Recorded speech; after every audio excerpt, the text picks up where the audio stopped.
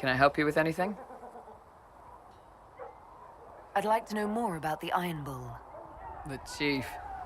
First time I met him, he saved my life. I never thought I'd work for a Canary, but he grows on you. He's not like any commander I've ever worked for. That's for damn sure.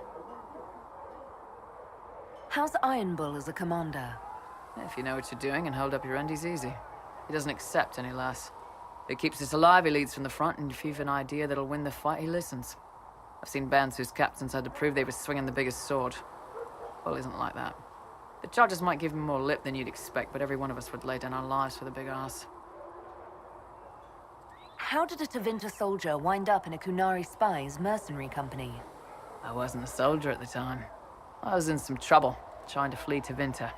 A Tribune and his men caught me in a border town tavern. They meant to make an example of me. Bull killed them. Gave up his eye doing it. Patched me up and asked if I was looking for work. I've been putting up with his jokes ever since. That's how he lost the eye?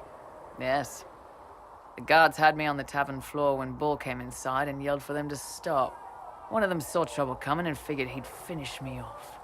The guard had a flare. Bull put himself between me and the blow. Big-horned idiot. Didn't even know me.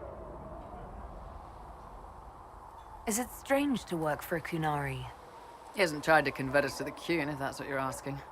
The Bull's charges don't care who you light a candle for, so long as your shield stays up.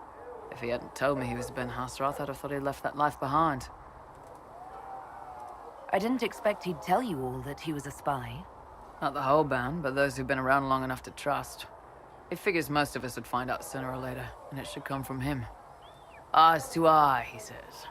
It's never messed up a job. He just writes letters back home. Lots of the boys write letters back home. We'll talk later.